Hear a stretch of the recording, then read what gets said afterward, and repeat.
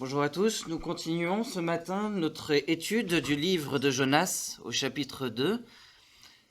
Et avant de commencer la lecture de ce deuxième chapitre, j'aimerais rappeler cette phrase qui résume bien l'ensemble de ce livre. Malgré notre péché et notre désobéissance, le Seigneur nous utilise pour manifester son salut aux nations, aux païens. Nous lisons tout de suite dans le livre du prophète Jonas au chapitre 2.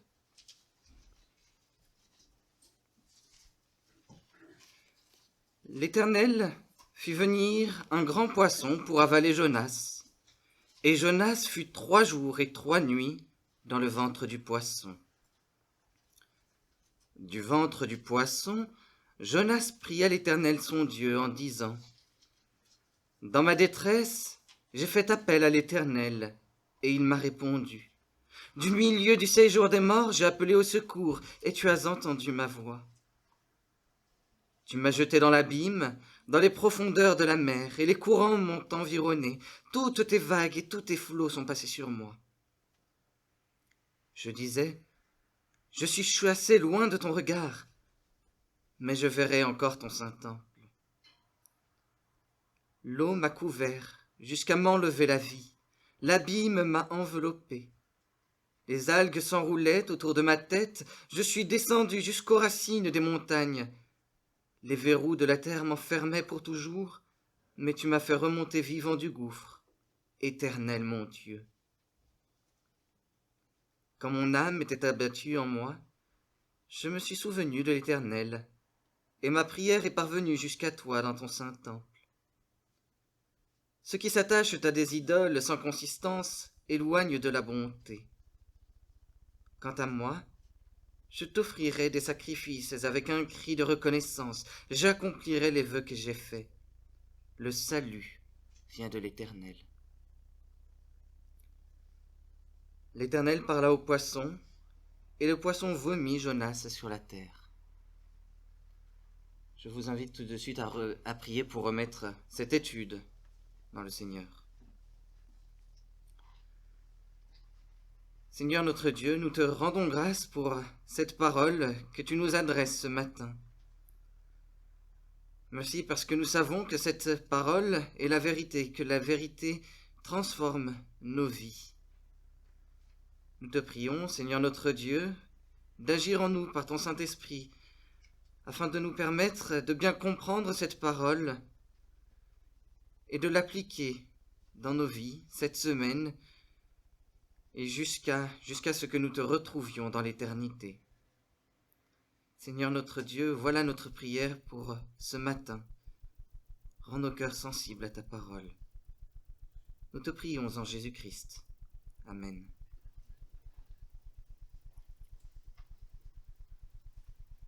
Frères et sœurs, il nous arrive souvent de désobéir à l'Éternel,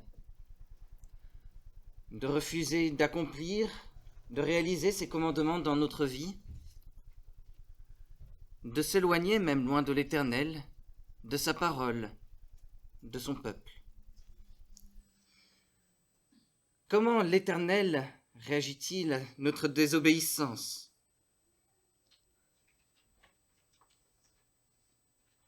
Le deuxième chapitre de ce livre de Jonas nous enseigne que malgré notre piété imparfaite, l'Éternel répond à nos appels à l'aide. Aujourd'hui, j'aimerais proposer l'étude en 3 temps. Dans un premier temps, l'Éternel punit Jonas à cause de sa piété imparfaite.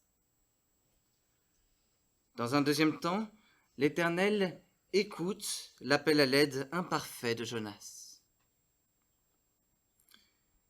Et dans un troisième temps, l'Éternel répond à l'appel à l'aide imparfait de Jonas.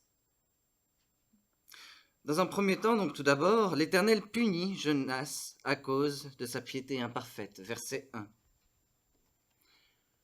Ici, j'aimerais rappeler un peu le contexte, le chapitre 1er, ce qui s'est passé. L'Éternel ordonne à Jonas d'aller à Ninive, d'aller avertir Ninive à cause de la désobéissance de cette ville cruelle, de cette ville débauchée. L'Éternel entend l'ordre, le commandement du Seigneur, mais Jonas s'éloigne. Il s'éloigne de Dieu, il refuse d'obéir à son commandement, mais il s'éloigne aussi du peuple de Dieu. Jonas s'enfuit loin de l'Éternel, il descend loin de l'Éternel, il descend à Jaffa, il descend dans la cale d'un bateau, et il finit par descendre dans la mer. Ce dernier événement, la descente de Jonas dans la mer, Jonas le voyait comme un ultime moyen de fuir l'Éternel. Et c'était bien là quelque chose de drôle, de se dire que ce même Dieu que Jonas avait considéré comme le Dieu de la mer et de la terre ferme ne serait pas là justement dans cette mer. Jonas essaye de fuir l'Éternel. Pour lui, mieux vaut mourir que d'avertir Ninive à cause de sa désobéissance.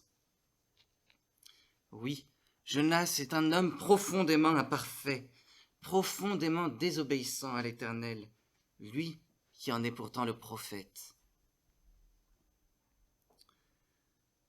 Alors l'Éternel décide de punir Jonas. Il fait venir un grand poisson pour avaler Jonas. Alors que Jonas cherchait à mourir, ultime recours pour ne pas obéir à l'Éternel, l'Éternel fait survenir un grand poisson. Quelle surprise! Qui aurait pu s'y attendre? Alors quel est ce poisson? C'est là ce que de nombreux théologiens, de nombreux pasteurs ont essayé de faire l'interprétation. Est-ce qu'il s'agit d'une baleine? Est-ce qu'il s'agit d'un cachalot? Est-ce qu'il s'agit d'un vrai poisson? Est-ce que c'est une vraie histoire? Oui, nous savons qu'il y avait des baleines, des cachalots qui étaient capables, qui ont d'ailleurs avalé certaines personnes. On en a découvert historiquement. Mais ce n'est pas là l'intérêt de ce passage, de se dire est-ce qu'il s'agit d'une fiction ou d'une réalité. L'intérêt de ce passage, c'est de voir que l'Éternel punit Jonas. Jonas ne va pas mourir comme il le désire, comme ultime recours, mais il va vivre pendant 3 jours dans le ventre d'un poisson.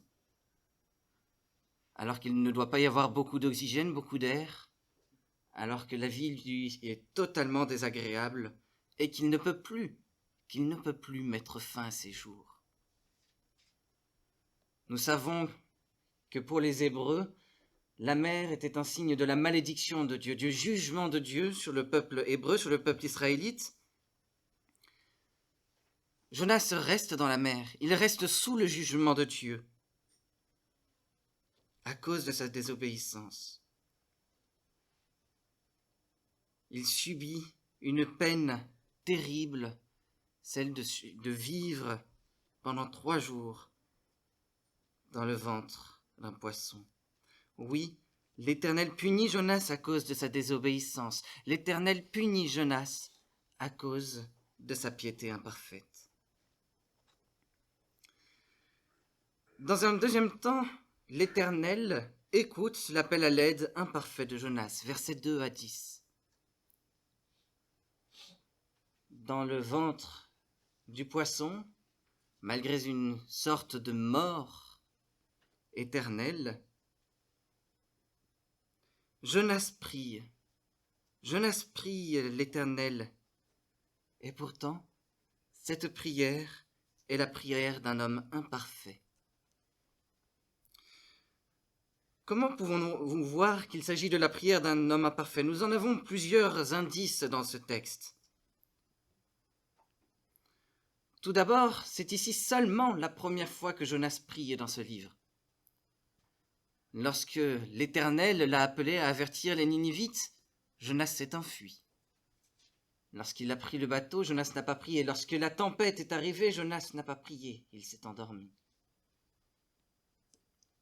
Lorsque le chef des marins lui a demandé de prier son Dieu, Jonas ne l'a pas fait.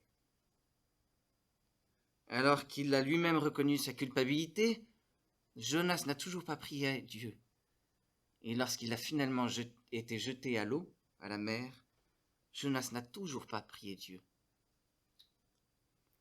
Jonas ne prie qu'une fois qu'il est vraiment inconfortable et sans autre espoir dans le ventre de ce poisson. Deuxième indice, les marins ont fait des offrandes et des vœux à l'Éternel. Jonas, lui, il annonce qu'il va en faire dans sa prière. Mais en fera-t-il vraiment ? Nous n'en avons aucun indice dans la suite de ce texte.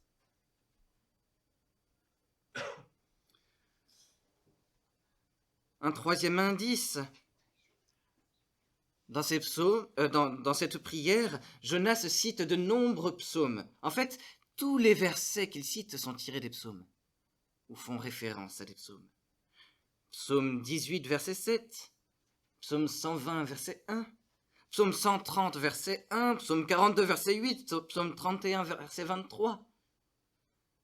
Tout dans la prière de Jonas est tiré des psaumes. Et pourtant, chaque psaume que David a chanté dans un esprit d'obéissance, de justice ou de sincère contrition et de repentir, Jonas semble n'en dire que les morceaux qu'il choisit. Jamais, pas une seule fois, Jonas ne demande pardon à l'Éternel pour sa désobéissance. Pas une seule fois, jamais il ne lui dit « Lave-moi de ma faute, pardonne mon péché ».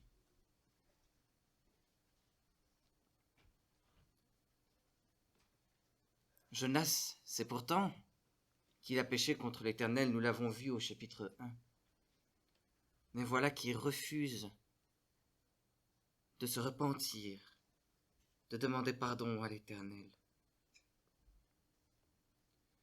Enfin, quatrième indice, nous verrons au verset 11 que le poisson vomit Jonas.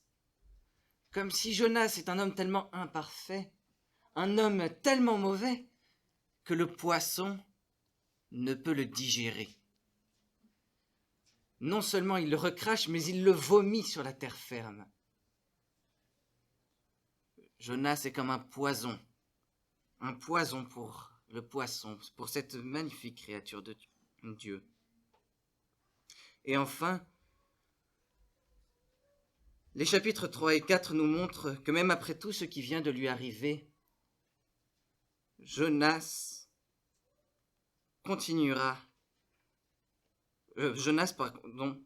cœur de Jonas continuera à ne pas être aligné au cœur de Dieu. Jonas va accomplir ce que Dieu lui aura ordonné, mais il le fera de mauvais cœur.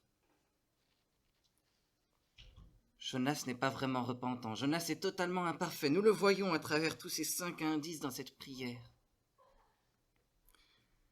La prière de Jonas n'est donc pas un exemple de prière, un exemple que nous devons suivre. La prière de Jonas, au contraire, est un exemple d'une prière telle que nous pouvons le faire nous-mêmes, parce que nous sommes imparfaits, parce que nous sommes profondément mauvais, profondément pécheurs.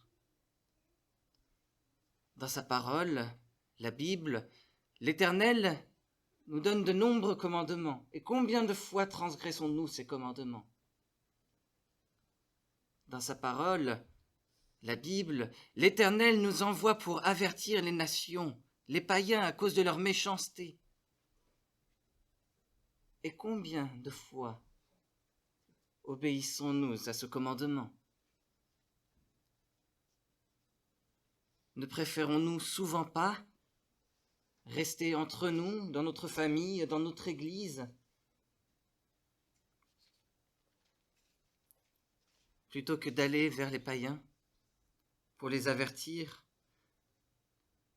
De quelle manière notre vie manifeste-t-elle notre imperfection, notre péché, notre piété imparfaite?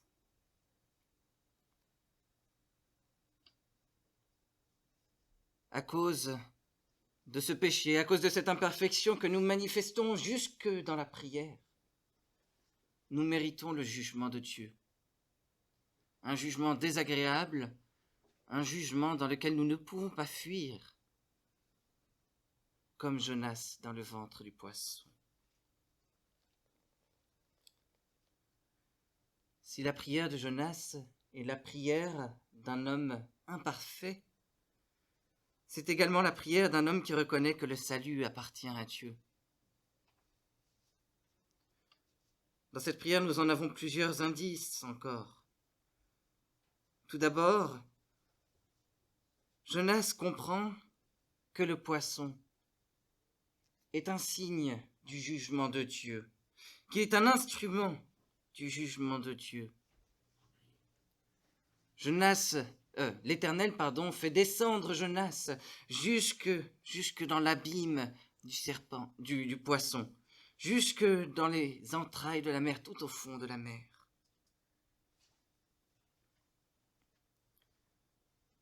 Alors Jonas crie à l'Éternel. Dans ma détresse, j'ai fait appel à l'Éternel, et il m'a répondu. Du milieu du séjour des morts, j'ai appelé au secours, et tu as entendu ma voix. Alors qu'il doit subir le jugement de Dieu, Jonas crie à l'Éternel pour sa délivrance. Jonas comprend ainsi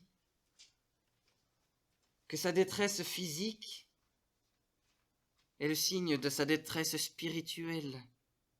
Il s'est éloigné loin de Dieu. Et le voilà condamné pour cette faute. Lui qui s'était éloigné même du peuple de Dieu, s'éloigne de Dieu lui-même et subit sa condamnation. Il est dans une profonde détresse, à la fois spirituelle, il le comprend, et physique. Et c'est pourquoi il n'appelle pas seulement Dieu de le sauver physiquement, mais aussi spirituellement. Il réclame le Saint-Temple, la présence dans le Saint-Temple. Il veut offrir des vœux à l'Éternel. Oui, il souhaite revenir à l'Éternel. S'il ne demande pas pardon, Jonas souhaite revenir à l'Éternel. Et puis, nous devons tout de même admettre que si Jonas ne demande pas pardon à l'Éternel en reprenant les psaumes, il reprend tout de même ces mêmes psaumes. Ces psaumes avec lesquels il a grandi dans le peuple de l'Alliance, dans le peuple d'Israël. Ces mêmes psaumes qu'il est censé annoncer, lui, prophète d'Israël. Sous le jugement de Dieu, dans les entrailles de cette mort, Jonas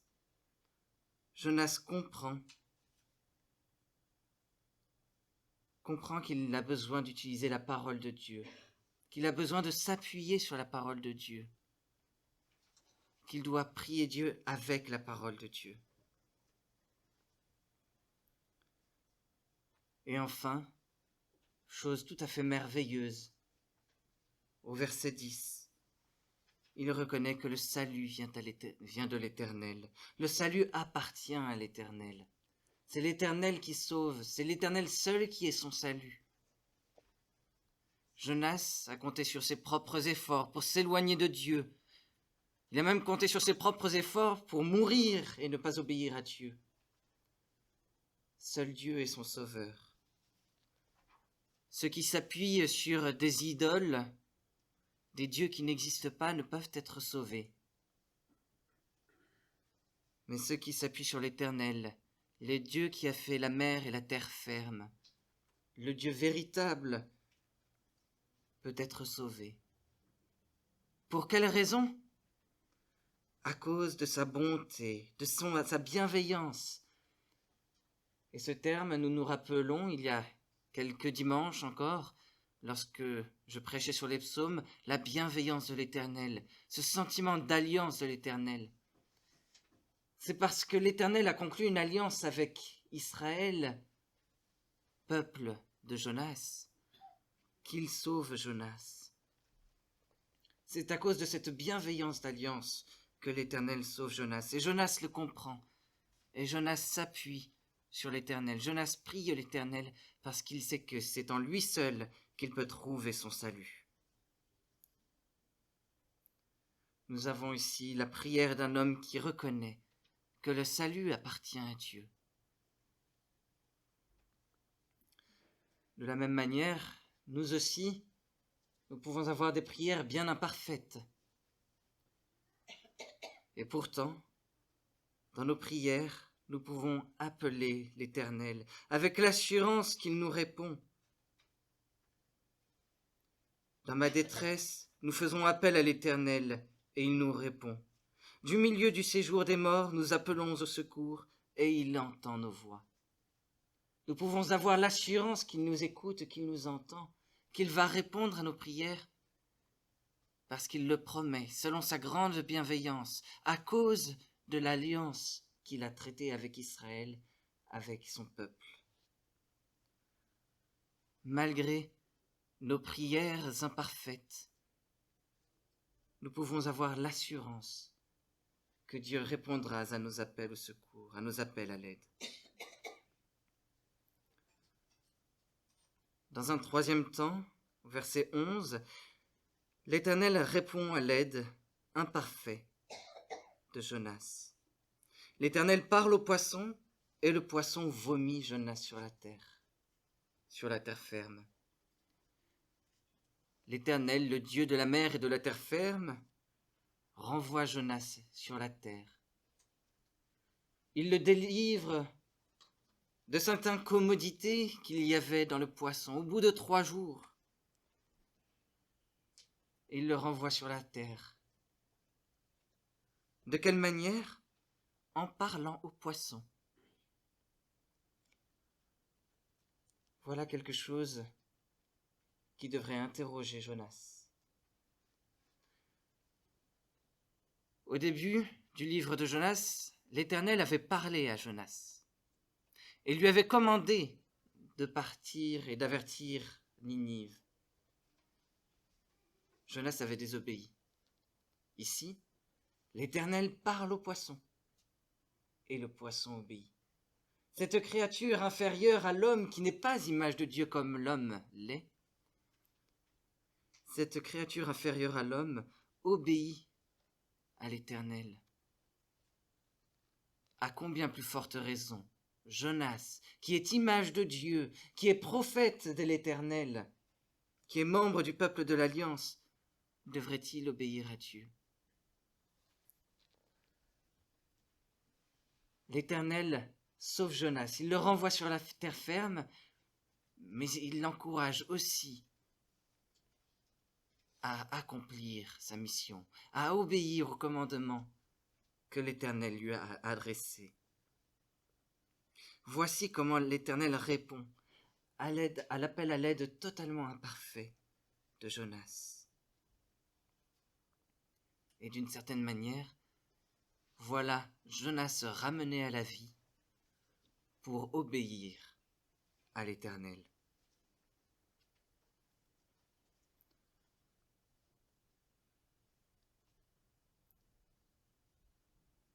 Cet événement de Jonas, sa mort incommode, inconfortable dans le ventre du poisson, et sa résurrection pour obéir à l'Éternel est un signe de la mort et de la résurrection de notre Seigneur Jésus-Christ, celui par qui nous avons le salut à cause de la bienveillance de l'Éternel. Jésus-Christ, en effet, avait annoncé « Une génération mauvaise et adultère réclame un signe miraculeux.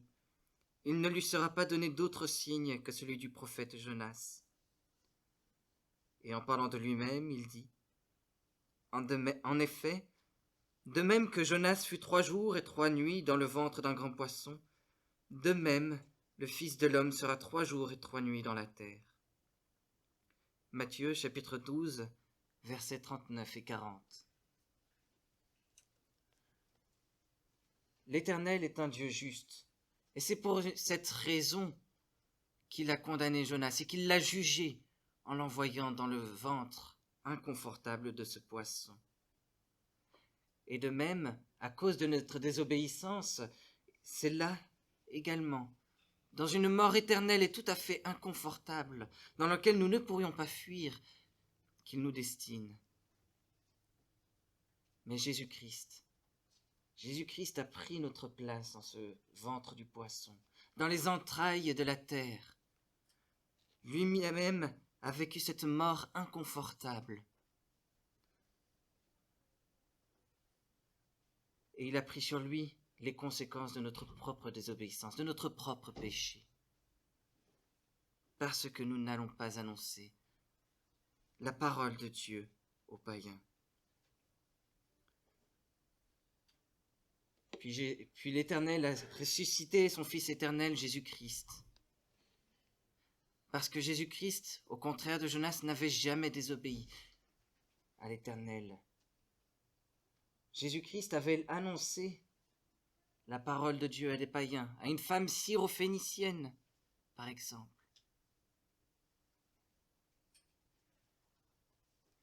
Oui, parce que Jésus-Christ était totalement juste, totalement parfait, totalement obéissant au commandement de l'Éternel.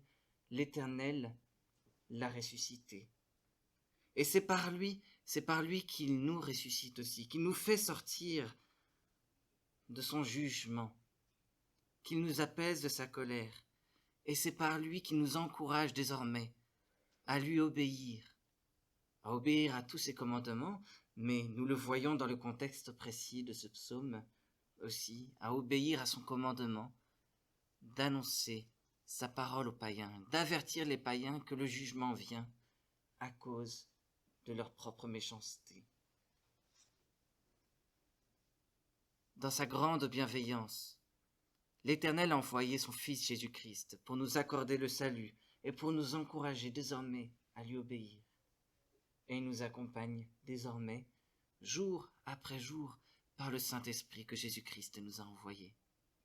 C'est ce Saint-Esprit qui nous donne cette force, ce courage dont nous avons besoin, cet amour également, pour avertir les païens qui sont tout autour de nous.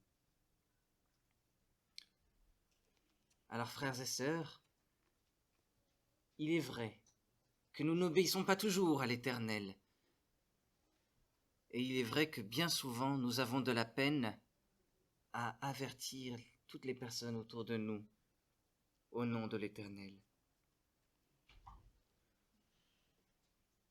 Nous savons aussi que toute notre piété, que toute notre vie est imparfaite.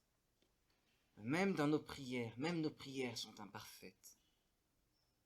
Et pourtant, malgré notre piété imparfaite, l'Éternel répond à nos appels à l'aide par Jésus-Christ.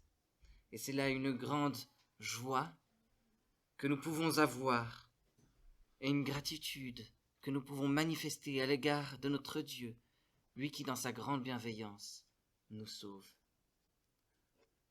Je vous invite à prier.